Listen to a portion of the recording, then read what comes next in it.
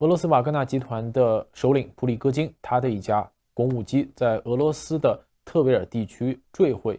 这是一架巴西航空工业的莱格赛600型号飞机。那在美东时间的2023年8月23日下午BBC 报道称，普里戈津也在这架坠毁的飞机上。此外，有消息显示，普里戈津在瓦格纳集团的合伙人德米特里乌特金也在这架飞机上。这架飞机截止到美东时间的这个8月23日的下午有信息显示，飞机上至少已经出现了10名遇难者。这架飞机此前是在媒体上频繁出镜。在2023年的6月底俄罗斯雇佣兵瓦格纳集团就经历了短暂的兵变行动，事件得以平息。当时外界是关注集团首脑普里戈津和集团的去向，而普里戈津在当时就是坐着这架飞机去了白俄罗斯，这是一种说法。当时的美国的媒体 Politico 新闻网指出，俄罗斯雇佣兵瓦格纳集团的首领普里戈津的这架私人飞机注册号为 RA02795，在当时6月27日上午降落在了距白俄罗斯首都明斯克约20公里的一个军用机场。而稍早呢，8月21日，俄罗斯瓦格纳集团的首领普里戈津在附属瓦格纳集团的一个电报频道上是张贴了他自6月底领导短暂兵变以来的首个视频讲话。在普里戈津的这个视频讲话中，他身穿迷彩服，手持一支步枪，站在一个看似是沙漠的地带，远处有更多的武装人员和一辆皮卡。那么报道的路透社是无法地理定位或核实这个视频的日期，但普里戈津的讲话和亲瓦格纳集团频道的一些贴文显示普里戈津这是在非洲拍摄的。普里戈津在视频里说气温50多度都是我们喜欢的，瓦格纳集团让俄罗斯在所有大陆更加伟大，让非洲更加自由，让非洲人民获得正义和幸福。我们正把伊斯兰国、基地组织和其他土匪们的生活变成噩梦。他随后说，瓦格纳集团正在招人，将履行确定的任务。视频还提供了一个电话号码，供那些希望加入的人使用。普里戈津6月底领导反对俄罗斯国防建制的短命兵变之后，他和瓦格纳集团的未来就一直不明确。克里姆林宫就说，普里戈津和一些参加了乌克兰战争部分最激烈战斗的人员将前往白俄罗斯。一些瓦格纳集团战斗人员在兵变后前往了白俄罗斯，开始训练那里的军队。普里戈津在7月底公布的讲话中还说瓦格纳集团准备进一步增加在非洲的存在。而在另外一边，世界末日将军有着这个称号的苏罗维金上将被解职。瓦格纳兵变失败2个月后，与瓦格纳老板普里戈津关系密切的苏罗维金上将据报是被免职了。但是你现在看到的这个屏幕上的是这个瓦格纳集团的另外一个创始人之一普里戈津本人我们之前也提到了，他是在非洲现身。法新社在8月23日周三引述了多家媒体报道，曾负责进攻乌克兰的俄罗斯将军谢尔盖·苏罗维金在瓦格纳叛乱2个月后被解除了航空航天部队司令的职务，他被认为是与瓦格纳关系密切。据俄罗斯国家通讯社在8月23日援引熟悉军队内情的消息来源说陆军上将谢尔盖·苏罗维金已被解职。那据俄罗斯卫星通讯社报道，现年56岁的苏罗维金的职务已被维科托·阿夫扎罗夫将军接替。克里姆林宫和俄罗斯国防部都没有立即发布任何公告，而军队内部的变动往往是在暗中进行。那突然几乎是同一天这个一架普里戈津注册下的飞机坠毁据报普里戈津也在飞机上。另外一边，这个普里戈津的合伙人，他的这个末日上将也被解除了职务让人猜测这个俄罗斯军中是不是有大事正在发生。然而，俄罗斯日报和莫斯科回声电台的前主编维内迪克托夫宣布，苏罗维金上将被解职的消息。另外，报道乌克兰战事有影响力的军事博主瑞巴尔也宣布了这个苏罗维金上将被解职的消息。苏罗维金因手段残忍而被称为世界末日将军，是俄罗斯军事干预乌克兰的主要指挥官之一。此前，他曾得到瓦格纳这个首领普里戈津和车臣领导人卡德罗夫的公开支持和赞扬。自瓦格纳的叛乱于6月底结束以来，一直有俄罗斯军事指挥部改组的传闻，特别是关于谢尔盖·苏罗维金的传闻。瓦格纳雇佣军集团在24小时内的叛动是震动了当时俄国的当局。在此期间，苏罗维金是呼吁兵变者停止，尽快返回军营。但这位将军被认为是与瓦格纳及其领导人普里戈津关系密切。在2022年的10月，苏罗维金被任命为俄军驻乌克兰总部队的指挥官。在次年的11月他不得不下令撤出赫尔松镇和第聂波河的右岸。那么这对莫斯科来说是一次耻辱性的失败。他在上任仅3个月后就被俄罗斯参谋长格拉西莫夫取代。那谢尔盖·苏罗维金作为苏联阿富汗战争和2000年代第2次车臣战争的老兵，还参加了2015年俄罗斯在叙利亚的残酷战役。他也获得了一个叫做叙利亚屠夫的绰号。那普里戈津呢？这个人是生于1961年，在当时的这个列宁格勒出生，即现在的圣彼得堡。根据报道普里戈津在20多岁的时候，因抢劫罪和欺诈罪在苏联监狱服刑了9年。出狱的时候，苏联解体，普里戈津走上创业道路。他在家乡做起了热狗食品车的生意。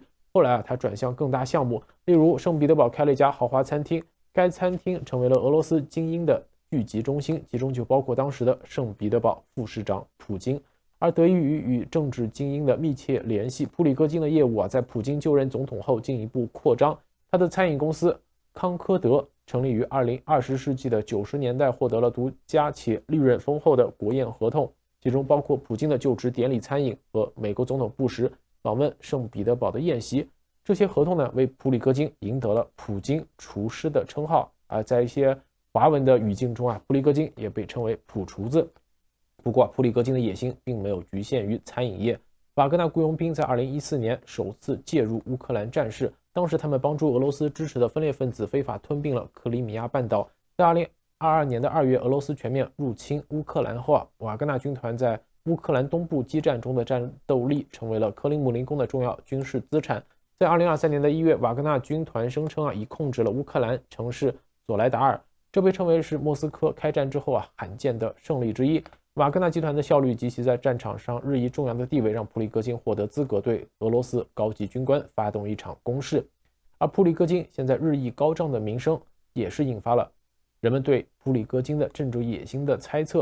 俄罗斯独立网络媒体叫做梅杜萨就曾经报道，普里戈津计划发起一场爱国保守运动，最终将演变成一个政党，但普里戈津曾公开否认这个看法。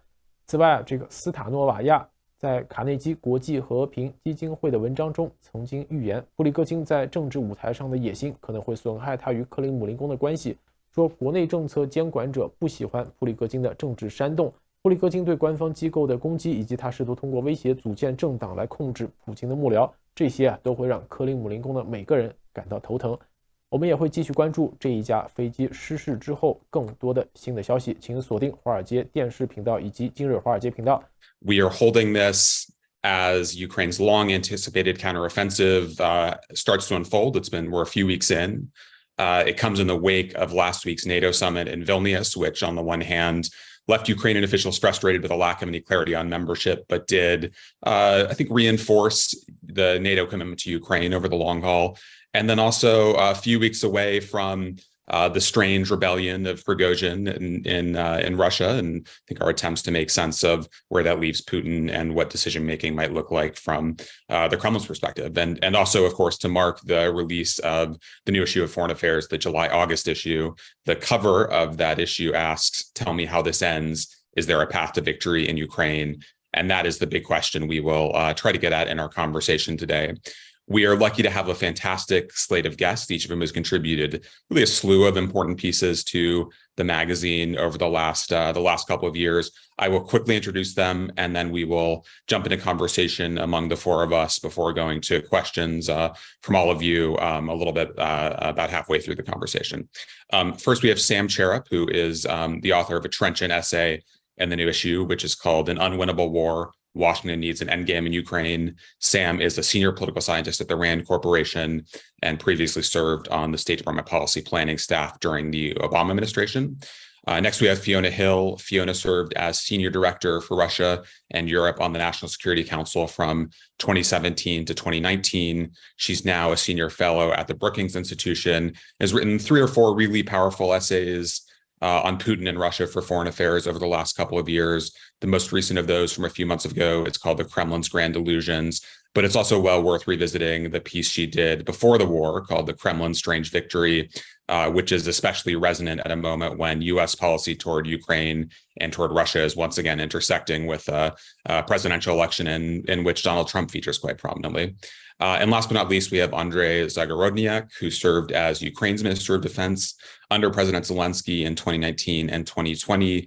He is now the chair of the Center for Defense Strategies. He's done a few really notable pieces for FA over the last year. The most recent one made the case for Ukraine's NATO membership, but would also point you in the context of this conversation to a piece he did last year on Ukraine's path to victory, kind of laying out an expansive definition of victory as seen from Kyiv. And Andrei is joining us from his car, as you can see, somewhere in central Ukraine. He has been traveling around, seeing various parts of the battlefield, parts of the front. So he is especially well positioned to bring us some of the ground truth as we try to make sense of where things are. So Andrei, let me start with you. There's been so much argument over strategy in the last 6 months that has centered on the prospects of Ukraine's counteroffensive, which is now unfolding. I think a lot of the kind of early analyses of the counteroffensive are fundamentally motivated by different senses of where the war might end. You've seen this on the ground more directly than certainly anyone in this conversation. What should we make of the counteroffensive so far? How's it going, and what are the prospects as you look ahead? Thank you, and hello everyone, and thank you for inviting here. First of all, I have to say that speaking to people who participate in that, and then creating this understanding where things are, and then obviously looking at the whole information space and around the world, it creates an opinion that we're also almost talking about two different realities and two different events. Because indeed, there's been a very hard work, extremely tough, extremely dangerous, we have lots of losses. We have lots of losses in equipment, lots of losses in among people, but there is absolute determination that to make this as a success. And then the main objective right now, the main sort of focus is on ability of Russians to defend their positions. So, which means that there's a substantial focus on destroying the logistical facilities, warehouses, particularly the ammunition depots, command posts, and just to make sure that whoever is left with of the people is basically they're deprived from basic command and control structure, logistical support, and so on and so on. That is number one priority, comparing to just a sort of percentage of territory gained, and this is important to distinguish, because sometimes I talk to journalists when I go back to Kiev, and the whole question which they ask is like, okay, how many villages are retaken, how many square kilometers of land is retaken? That's not the performance indicator which people are looking at least at this point of time. So then the next point is that, of course, attacking Russian positions with the which are quite heavily fortified, particularly in some areas, and the quantity of landmines is just staggering. We have sometimes landmines in a distance of like half meter for each for one from another. It's very difficult sometimes to locate them, and it's tough to plan any operations, understanding that they're pretty much everywhere in some of the areas. Plus, generally, the several levels of the fortification lines. The question is not like whether it's possible or not. The question is like we just need to make sure that it's done in a very proper way, in a very careful way. And the last thing we need to do is to rush. Of course, as soon as basically. It's tough to me to say, because I'm obviously understanding this from the discussion of the operational experts which are on the ground. But basically, the idea is that they're looking for windows of opportunity, and they're looking for some specific areas. They're working on these areas. It's not happening so fast, but they're absolutely confident that there will be another phase, another stage where they already passed through some defense lines, and then obviously the situation will be completely different.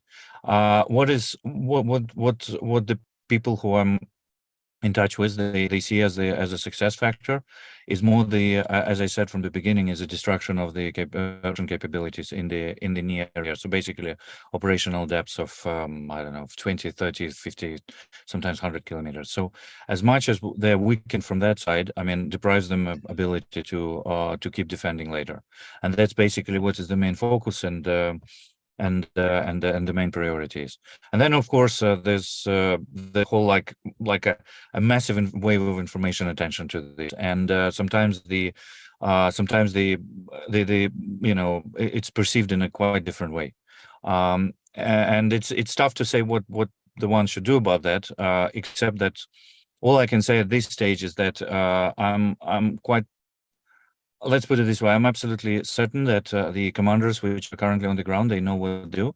Of course, the different brigades have different experience, different battalions have different training, and so indeed sometimes the performance very much different between the well-trained and experienced and not trained and less experienced. But I'm positive that we will see the development further, and it's going to be a success.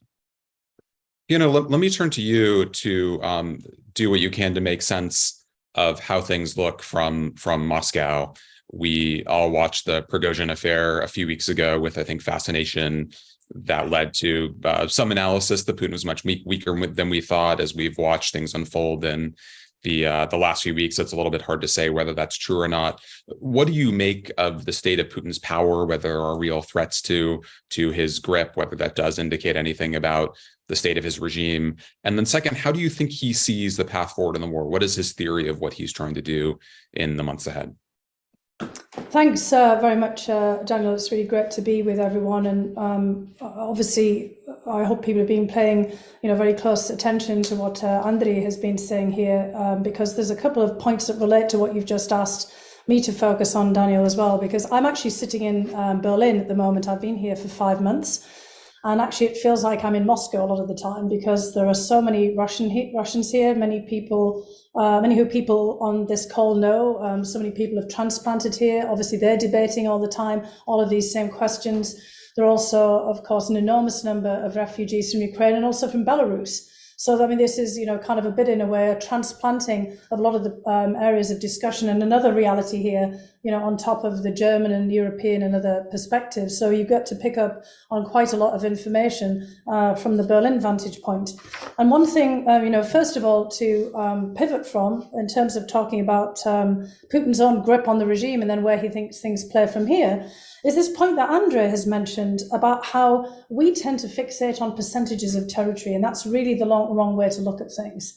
And the very fact that Andrei and all of his colleagues are finding that the defensive lines in Russia are so heavily mined really underscores the situation here. Russia does not really control, in kind of those physical military terms, all of the portions of Ukrainian territory that we always have, highlighted in the media as being under Russian occupation. There's just simply not enough people for that, which is hence why they are overcompensating with the amount of landmines to try to keep Ukraine at bay.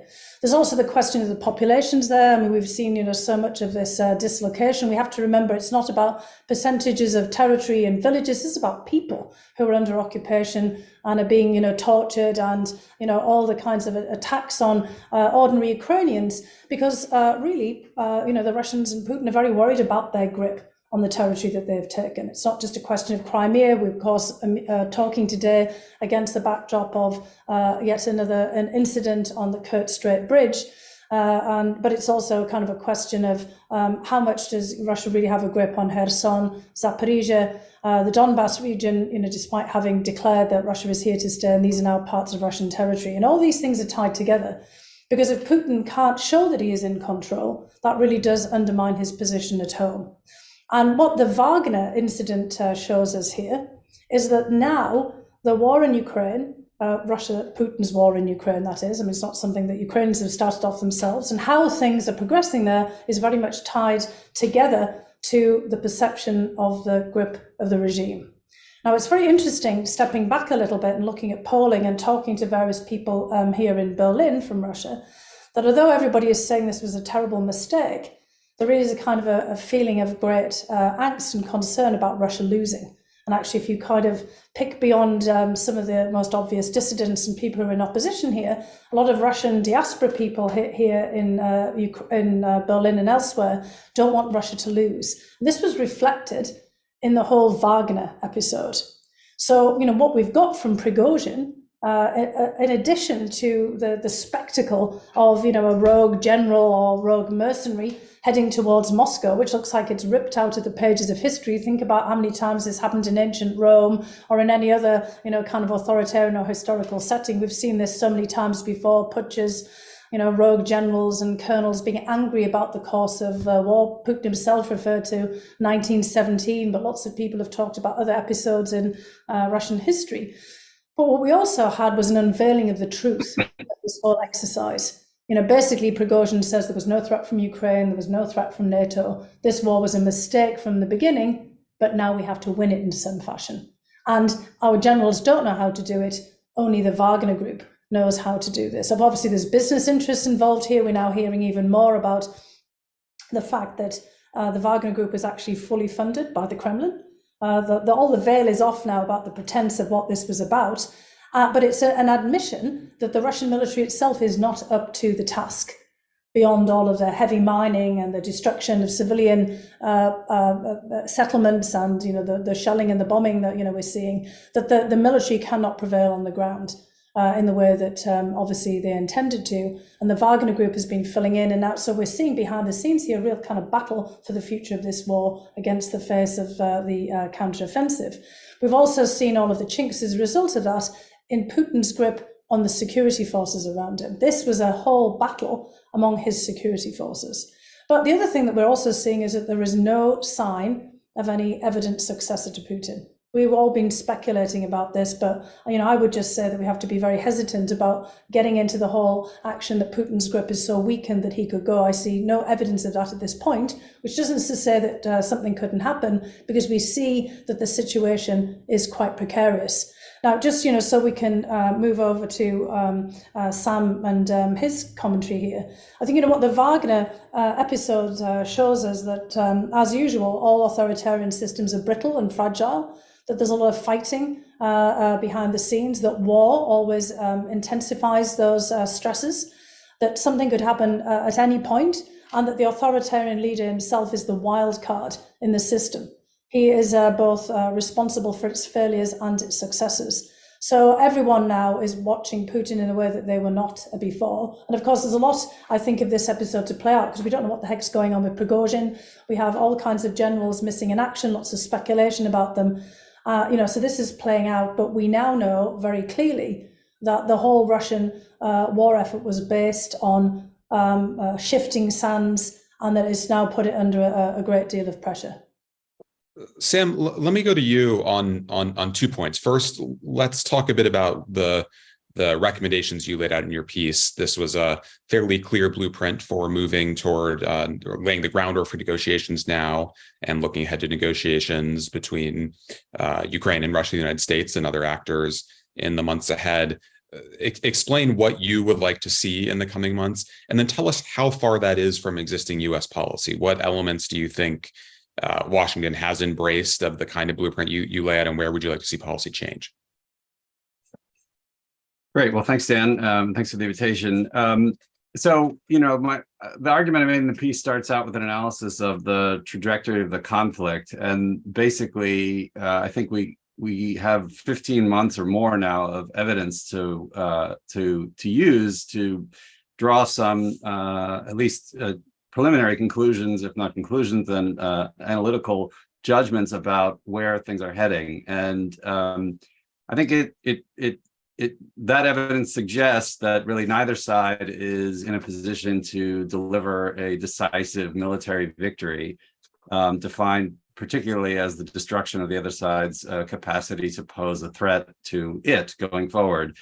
And so equally, that the political differences are now so irreconcilable between Russia and Ukraine that the idea of some sort of peace treaty or political settlement is also off the table. So we're likely to have a trajectory defined by those two dynamics, whereby both sides neither side is capable of essentially delivering a decisive military victory. Both sides will continue to pose a threat to each other with their military capabilities, and neither will likely achieve fully their territorial goals. So that essentially where the line is just one piece of this broader puzzle that is going to be relatively continuous over time, those fundamental drivers. And so that is sort of the ingredients for a war that could go on for a very long time. And that, I think, at this point seems to me the most likely outcome.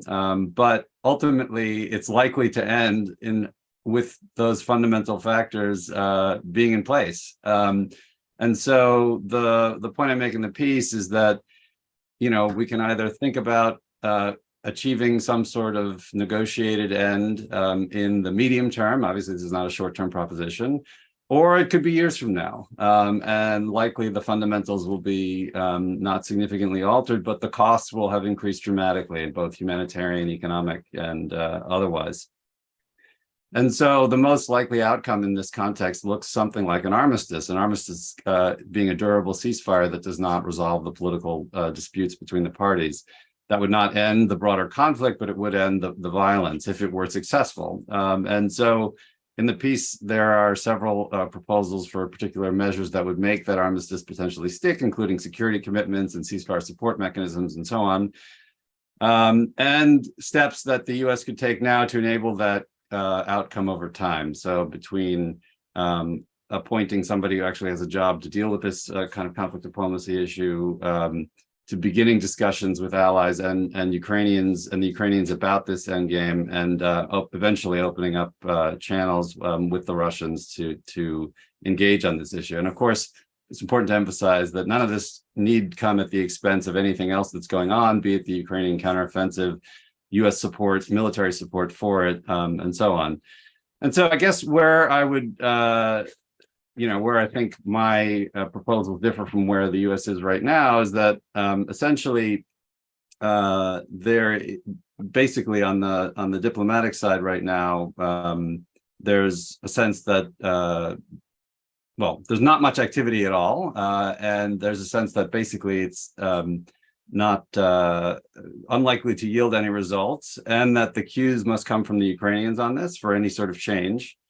Moreover, that leverage on the battlefield will be required to get an acceptable outcome, so that we need to see this counteroffensive out and provide the Ukrainians with a better position to engage at the end of that. And I guess where I diverge somewhat is that I don't see the diplomatic piece as contradictory to the coercive pressure piece, that these things can be complementary, in fact, and mutually reinforcing. In other words, you don't lose anything by having an active channel at the very most, and you could stand to gain something in the sense of learning at least about where the other side's position is.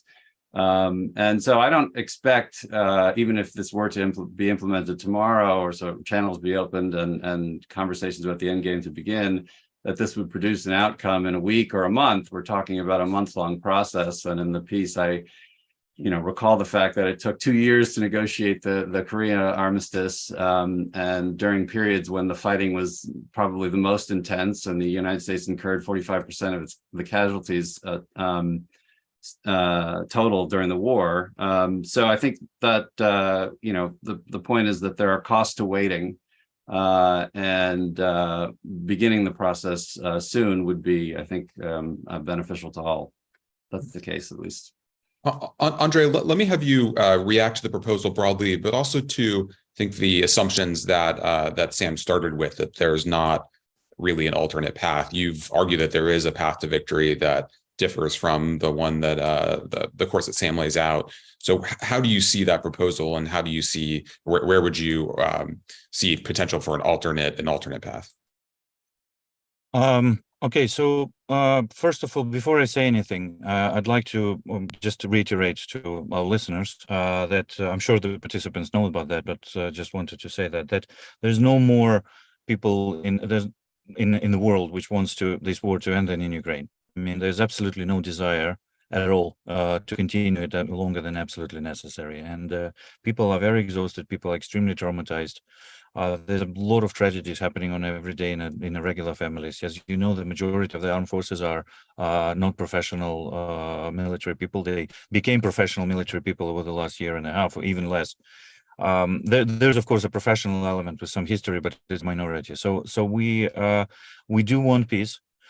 And the only skepticism about any proposals which involve Putin's good faith is because we have extremely bad experience of dealing with that person over like very, very long period of time.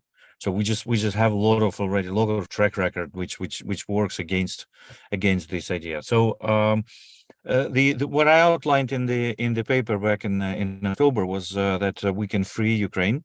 We can push through the Russian defense lines and we can free the territory of Ukraine. And of course, then there would need some sort of equilibrium after that, because we do need to stabilize the situation. And the question is how we're going to stabilize the situation is of course open. And that's one of the reasons why G7 last week decided to start some discussion about that, is because we are absolutely certain that only denial of opportunity to Putin to continue is something which will actually practically stop him. So what we had and again, I'm not trying to criticize Sam's position. I personally welcome all positions, and particularly the ones which soberly understand the chances and so on. The only problem which we see is that we've been in the negotiations with Putin on the Minsk Treaty, for example. Clearly, there's been a desire from Ukraine to find it. And as a person who worked for Zelensky since the beginning of his tenure as a president, I can tell he was absolutely sincere to find a solution. He tried, and lots of people were saying, we've been in war with Putin for a long time. It's not possible. He has a very different strategic goals. But he tried to do that, and the Minsk agreement didn't work out simply because we have seen that the Russian side they had a totally different goal than the peace and stability in the region. They wanted to basically to pursue with their destructive policy, and that policy and that strategy was above everything else. So, and that's why we're quite negative about the ceasefire proposals, just simply understanding that the ceasefire will give Putin an opportunity to recover, rebuild the forces, and then start again. We understand that he can do that if he stays in power, of course. He can do it in any case. So basically, we understand that wherever we push him out, even if it's like a complete line of the border of 1991, he still can start recovering. He still can, can do all this, collection. And since we know that his percentage of the economy invested in the war right now is not like it used to be in World War II when it was like over 70%. It's much less. It's several percent of the economy is in the war. So he potentially, in the long term, he has a chance to continue. And if he's stable politically, he will try to continue. So we need to learn two things. One thing is that if he goes under in the negotiations where he walks away from his claims, for example, claim on the annexed territories, claim about Crimea, claim about Donbass, and basically recognizing the defeat, that can destroy his internal political situation. So that's why we're quite skeptical that he'll do that. And secondly, if he has a chance to continue, he will continue. So our job is to make sure that he doesn't have that chance, basically deny him an opportunity. And that's why we need to build a very strong security in the region, obviously in Ukraine, in order for any realistic calculation that basically that capability is present, like in a high readiness state, disable him from starting another season of that campaign. That's basically it. And just to be clear, can you imagine a negotiation at some point down the road when Ukraine has made more progress on the battlefield, when he might be feeling more vulnerable? Is there any circumstance under which you can imagine a negotiation with Putin? I certainly can imagine negotiations with Russian delegation after Putin. That's for sure, because after that they will clearly understand that they need to get out of this situation, and whoever they are, they may start to play differently. With Putin, based on our understanding of his personality, I don't think he's able to do a negotiation in good faith, and that's just based on our assessment who that person is. Also, he passed through so many lines which he cannot uncross now, including the destruction of Mariupol together with inhabitants, for example. So we certainly are going to be insisting that there is a justice in place. We're certainly going to be insisting that there is a court, international tribunal in place, and so on and so on. Question: how he's going to negotiate, understanding that we're pushing through that. For example, how we're clearly not going to accept his annexation of territory, because there are our people there who never ask him to come, and they are going through immense suffering every day. And we have reports and records about that on a daily basis, and it's completely terrible what's happening there. So of course, and that's why from a negotiation theory, to imagine the zone of possible agreement, even in theoretical perspective, is extremely difficult, if possible at all. That's why we are very practical people. We just see that as a something which is extremely low probability. Fiona, let me go to you to react to this notion of negotiations, but especially you've studied Putin longer and more deeply than almost anyone in this debate. You've spent time around him. What are the prospects that there might be a space for negotiation that would yield better results than the one Andrei sees? Well, I don't think there's actually much space for yielding better results than Andrei sees, to be honest. I'll be frank about that, but which does not rule out diplomacy, to push back to what Sam has been saying. Diplomacy is different from a negotiation, because you're preparing the ground to get to some different place, which has to go in parallel to what we're doing on the military front. So I think that sometimes what Sam is saying is misunderstood in that regard, because I think Sam would also recognize the difficulties of basically finding some negotiated solution that doesn't lead to any kind of loss for Ukraine, because everything involves a loss of Ukraine, because Ukraine has already, as Andrei said, lost enormous amounts of people, so many people's lives traumatized and uprooted by all of this, even at the same time that it has secured a victory by pushing back Putin's initial war aims. So we've got a very complex situation at hand here, but Andrei is absolutely right. Putin has put himself into such a corner that he can't get out of it, even if he wanted to, because he's made such expansive claims to Ukraine, not just to Crimea, but to the whole of Donbass, of Donetsk and Luhansk, and all of Zaporizhzhia and Kherson, even the territories that he does not, or the Russians do not control. And they also loosely control, as I said before, much of the territory, that we see on the maps in the newspapers as being, shaded in, with Russian occupation there. He's also, as I said earlier, in terms of the attitude of Russians, made it impossible for himself to really back away, as Andrei has said as well. I mean, Prigozhin was basically saying this war was a huge mistake. I mean, he's been saying even more crude terms than this, but we're not going to lose it. And that's unfortunately where we come down in most of the Russian polling, including for people who are here in exile. Many of them are actually saying in polls, we think this was disastrous, we oppose the war, we don't want to fight the war, but we don't want to see Russia lose, we don't want to see Russia give anything up, because they're thinking in terms of these absolute victories of World War I and World War II, and following the scenarios through of what happened to Germany in both of those instances. And as Sam has said, the kind of the logic of international diplomacy and negotiation seems to, result in the loss of territory somewhere along the lines, and the Russians don't want to see themselves in that regard. So that's where things become really complicated. But I do think that there is a major diplomatic effort that we could engage in. And let me just briefly explain, because there aren't two sides to this. It's not just Russia and Ukraine. It's not just sort of Russia, Ukraine, the United States and NATO. This is a huge, enormous threat for European security and also for global security, even if it's not fully recognized. We just had today Russia tearing up the Black Sea grain deal. We could have between 10 and 20 million people worldwide dying of starvation this year because of lack of access to Ukrainian grain. Lots of those minefields are on some of the most productive Ukrainian farms. We've had the Kakhovka Dam blown up, and we've had an ecological and climate disaster on our hands. We've got the threat to the Zaporizhzhia plant, which is very deliberate on the part of Russia. We've seen Russian troops already moving through the Chernobyl exclusion zone. So we see all of these ecological, climate and threats to food security that are there. This is very deliberate for Putin. He's weaponizing food, and he knows that this will have some of an effect. But we've also got Europeans. I mean, I'm hearing it all the time now, that a huge sea change, particularly at the elite level in Germany and elsewhere and in Europe. People are not going to go back at this particular point to just handing things over to Vladimir Putin, because he's trying to rewrite European history.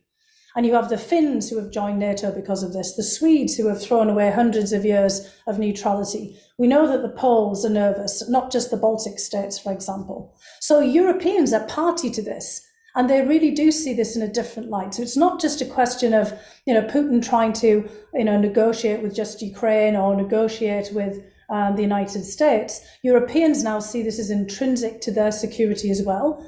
And whatever we do will set a precedent. Because what Putin is basically saying is any nuclear state that goes rogue and wants to, kind of basically predate on its neighbor can do so. And we have so many territorial disputes around the world that could be affected by this as well. So I think, Sam is also making a case for a big diplomatic effort. So we see Ukrainian government, going around the world. Zelensky and Yermak and Andriy and others, have been all over the place trying to talk to counterparts. It's the G7, it's other countries as well, meetings with Brazilians, attempts to meet with South Africa, basically to make this point that what's happening in Ukraine has global implications, and we need a global effort to reframe this and to try to address it. So that's diplomacy.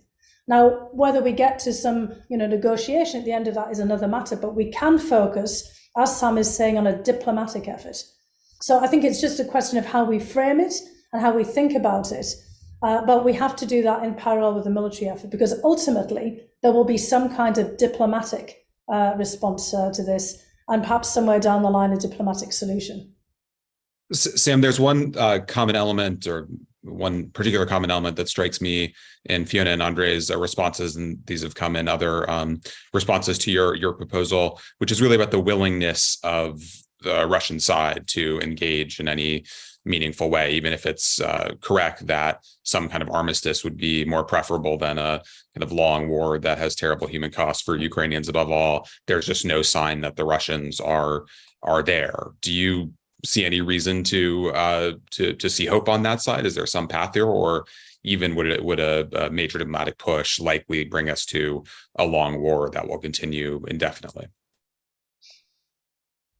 Well, I mean, I think it's important to note, of course, that it might fail, and it's probably likely to fail. And so I have no illusions about this being easy, or Russia being particularly under this leadership, being an easy actor to deal with in international politics. I mean, I think we're past the point where anyone can make that case. I think that there are two questions, really. And the problem is that we have only secondary information about how to answer them. The first is, like, are they willing to engage at all? And some make the case that Russia is still pursuing their original maximalist aims, and they have no interest in talking under any circumstances, particularly not now.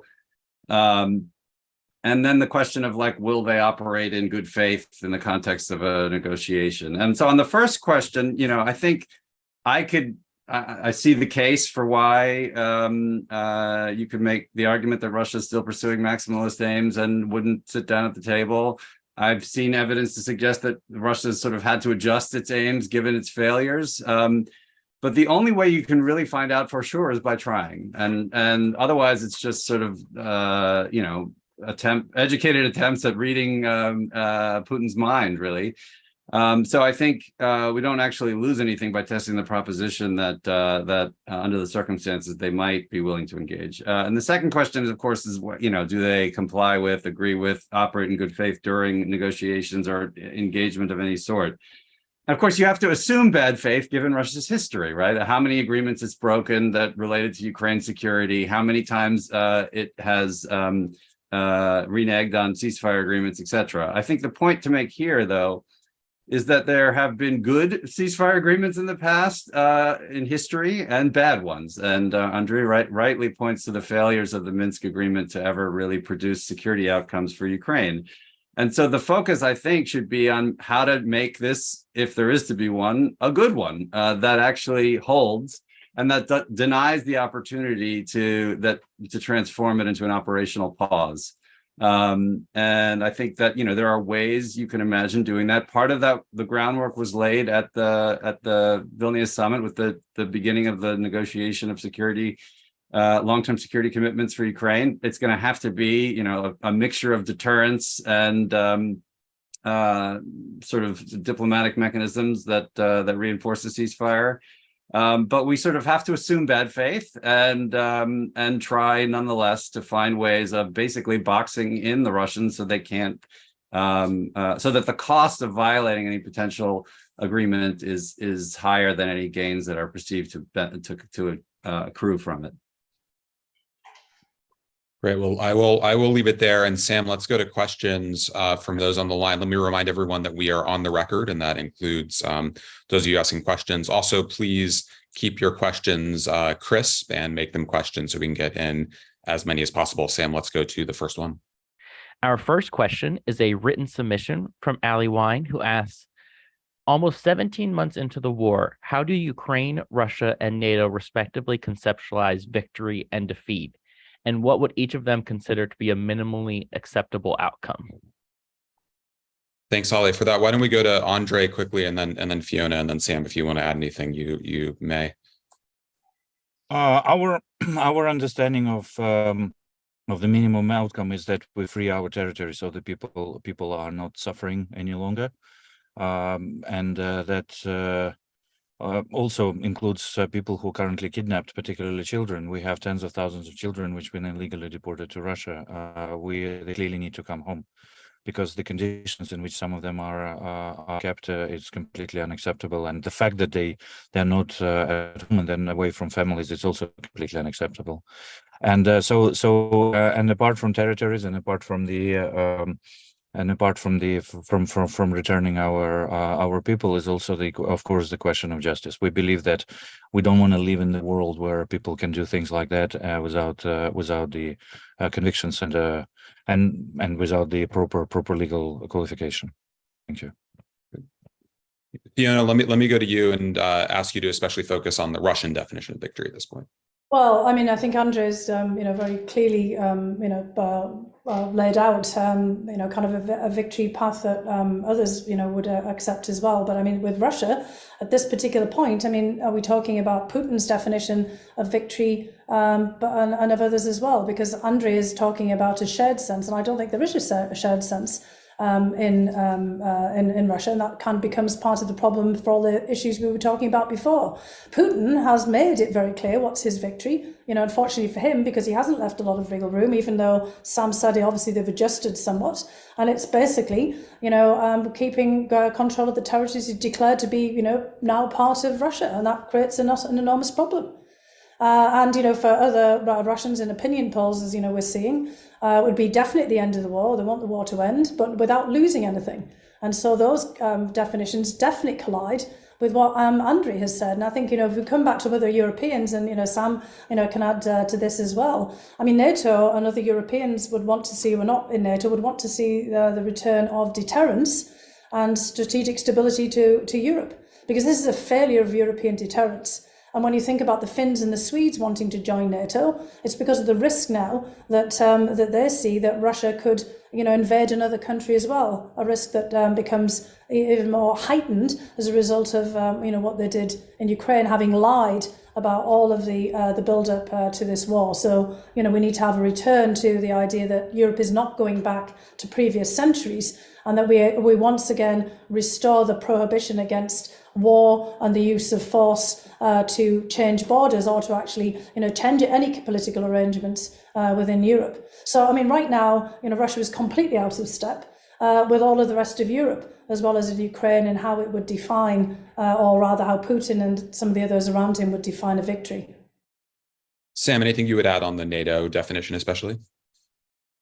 Well, I mean, I think on the one hand, there's an emerging narrative that Russia has already lost, and you heard President Biden essentially articulate that in Helsinki, I believe, at the tail end of his European trip. And I think that does reflect that wasn't just an off-the-cuff remark, I would say. But on the details, I think there's still the official policy of sort of essentially not getting into details about the outcome and that might be acceptable in terms of how this ends.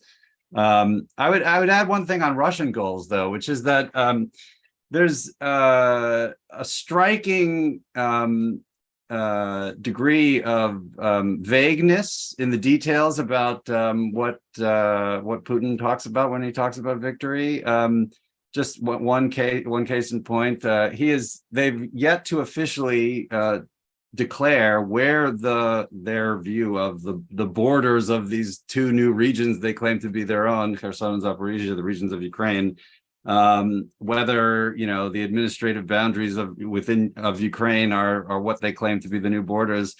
There's no clarity on that at the official level, which I think does leave them some wiggle room. And I think that is actually classic Putin, where he sort of keeps his options open and doesn't actually commit himself to any particular or detailed outcome there. He has, of course, claimed them, but he hasn't said what the boundaries are.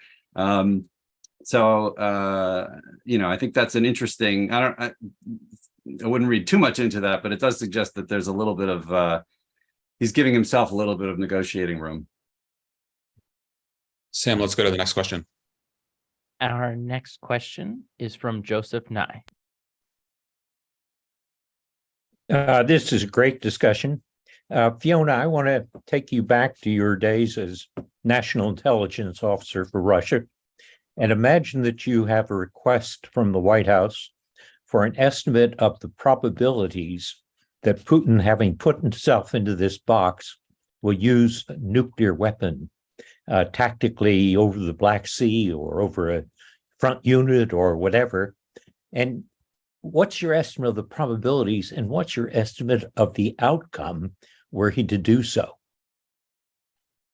Thank you, Joe. And we should add for everyone else on the line that you are a former head of the National Intelligence Council. So this is a more than just a casual question. But Fiona, I'll go to you. And also a former dean of the Kennedy School when I used to work there. I'm sort of feeling like I'm back in class, kind of getting grilled again. You probably saw my expression going, "Oh God, the probability." Look, I mean, to be in all honesty, I want to be very careful about that, because I think that those probabilities are also very case dependent. And Andriy, and others will remember that when the Russian troops were pinned down some time ago on the other side of the Dnieper in Kherson province, that there was a lot of concern at that point, a higher probability that they might resort to a tactical nuclear weapon. And what we've been trying to do at all times is to reduce that and to make those cases all the less. I mean, the very fact that Ukraine is having such hard going, with landmines, the kind of conventional warfare, is showing that the Russians themselves are, perhaps also trying to avoid this instance, because they did get a lot of pressure put on them by China, by India, and by other countries. So, I mean, the probability goes up when the constraints are not there and in very specific cases. So this is not a kind of a blanket issue. I mean, right now we're also concerned not just about the tactical nuclear weapons per se, but about the manipulation of the Zaporizhia plant. The Zaporizhia plant is actually a very safe design plant, but it's not safe if it's being shelled and if it's basically been having, reduced access to cooling. And we've had to see, the plant being shut down. We've had plenty of statements being made by Rafael Grossi, for example. We should be having an international, larger scale intervention. This gets to the diplomatic effort I was talking about before. But we should be reducing whatever we see that when the probability starts to go up. And again, I don't want to play around with that, because I think, part of it is also the terror tactics that Russia is engaging in. So if I give a probability that looks higher, I'm going to scare the hell out of everyone. And I don't want to, play the part of Vladimir Putin, because that's definitely what he's trying to do. This is a psychological game here to make the links to the Euro missile crisis, the Cuban Missile Crisis, which he's threatened to do publicly in many cases in the past, to basically manipulate the populations in Ukraine and elsewhere, and people are now onto that game. But again, the probability goes up in certain circumstances if they feel that the defences are being overrun, and also if they feel that there will be a chance to actually have an effect of that, so more likely to have a negotiation on Putin's terms. So we have to keep up the pressure. Basically, the United Nations supporting Rafael Grossi, but also keeping China, India, and other nuclear players in on the game to reduce that probability that's being factored into Russian calculations. Not a satisfying answer, but I would definitely be trying to say that to the president if I was given half a chance to do it, beyond the kind of the warning and the probability indexes that we normally use. If we were at the Nick or in the Kennedy School, I imagine Joe would want to follow up, but he will not have the opportunity here, unfortunately. Sam, let's go to the next question. Our next question is a written submission from Dan O'Connell, who asks, what expectations should the international community have for China's role in ending this conflict? Let's Sam, let me have you take a crack at that, and then Andre, let me also briefly have you give your sense of what this looks like from the Ukrainian government's perspective. Well, I think expectations should be low, but nonetheless, the fact that that the Chinese were willing to sort of throw their hat in the ring with this so-called peace plan, as unsatisfactory as it was, and having an envoy who went around to relevant capitals to discuss this issue. That I think you can use that their at least engagement on this to potentially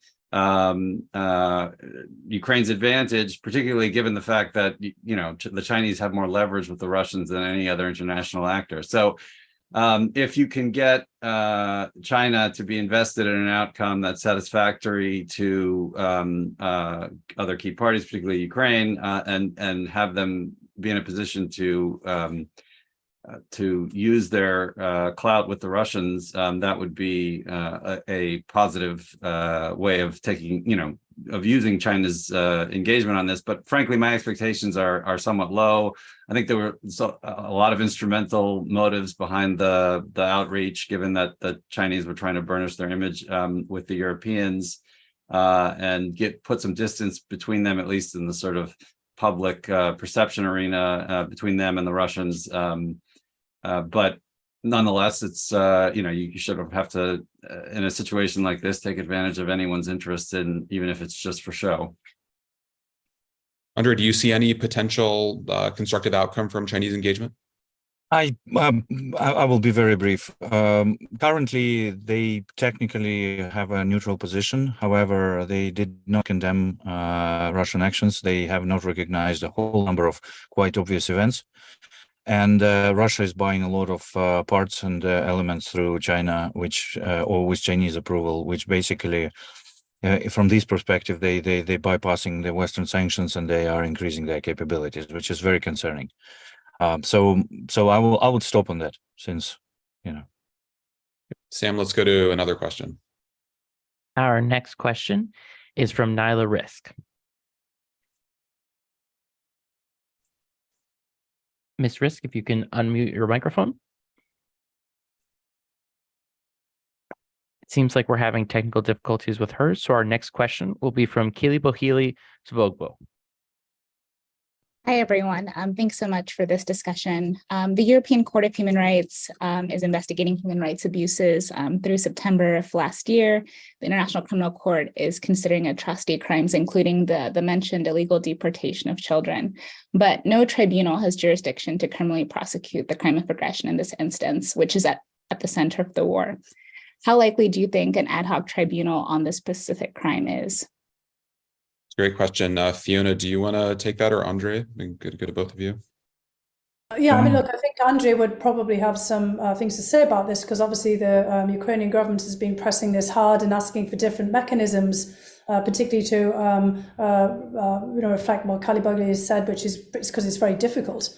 to do this in this current frame. I mean, the ICC has already noted is looking at this actively on a very specific set of cases. And of course, the Russian government has even made public statements underscoring the fact that they have taken large numbers of Ukrainian children, even in excess of those that have fallen into the case at the ICC. But I think Andrei should really speak to this, because this is really part of Ukraine's outreach at the moment. Yeah, well, again, this is a specialist matter. There's a whole number of experts from all countries around the world participating in this. There's a massive legal talent working on this. From particularly, I know some people from UK with a very serious experience. So I'm sure that whatever the combined effort of the expertise can come up with, I mean, they already came and they're already coming up with some specific resolutions. There's no straightforward answer, so there must be some compromise made, meaning that they would have to choose a certain framework, which yes, have some risks of acceptance by everybody. But if we have a universal recognition of that, then that would work. And I guess we are already like very close to some consensus, or at least a majority consensus on how this is going to look like. And as soon as that happens, the materials which they collected are enormous. I mean, there's like a lot of experts working on the ground collecting human rights abuses. So there will be a massive legal process coming up soon. Sam, let's go to another question. Our next question is a written submission from Sebastian Lich, who asks, during the past months, we have seen strong leadership by President Biden within NATO, rallying its members in support of Ukraine, both militarily, financially, and from a security perspective. Considering the upcoming U.S. presidential election in 2024, how might its outcome alter the U.S. position regarding the support of Ukraine within NATO and consequently impact the outcome of the war? It's a great question. Fiona, why don't we start with you, and then Sam, I'll let you react to that as well. Yeah, I had a feeling you might start with me. I was also looking down a lot of the questions, and I can see that a lot of other people have also asked the same question about, is Putin waiting for 2024? Look, he clearly is. And it's not just a question about the US presidential election, just for, kind of larger framing. I mean, technically, Ukraine has to have a presidential election there, but I mean, obviously under wartime and extremist circumstances, that's very difficult, but so does Putin, we have to remember, right? So technically, Putin is supposed to have an election earlier in 2024 than the US presidential election, but of course, the US campaign is already underway. There are also likely to be changes in Europe, which Putin is factoring in. So it's not just about waiting to see if Trump is going to come back in the United States. He's looking to see what might happen in France with Marine Le Pen, the possibility of, her emerging as Macron, basically can't continue in the presidency for, an advanced term. We have elections in Germany, in 3 key states, in Thuringia, Saxony, and Brandenburg, where the AfD, the Alternative for Deutschland, might emerge. Putin is basically betting that across the board there will be sufficient changes in the United States and in Europe that will undercut the support for Ukraine. Big bet, obviously, on Trump. Be watching, things very closely. President Trump, of course, has bragged that he could, solve the whole, Ukraine conflict, as he puts it, overnight. I think, his track record on this is very clear, that he doesn't take Ukraine or the war or any of these things seriously.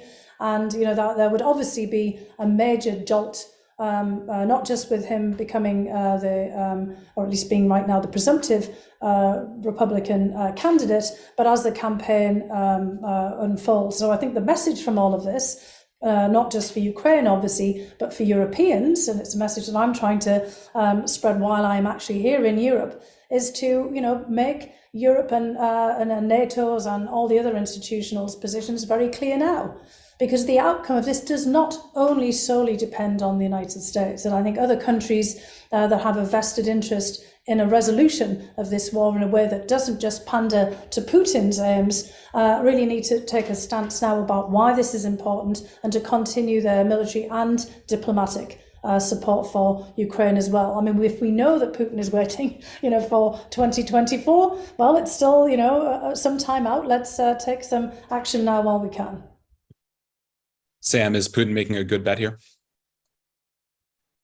Well, I wouldn't speculate on the the outcome of our presidential election, about which, I think there's a lot to still unfold. But, I think the very fact that this has become such an important factor in the thinking of both U.S. allies about U.S. staying power, and plausibly, at least, in Russian thinking about their own timeframes for potentially ending the conflict, I think is telling. The question is the fact that Putin might be thinking that he could be dealing with a much easier interlocutor after the U.S. elections a motivating factor for us, or a factor that we should be trying to somehow address in some other way? And here, there aren't any easy outs, but it does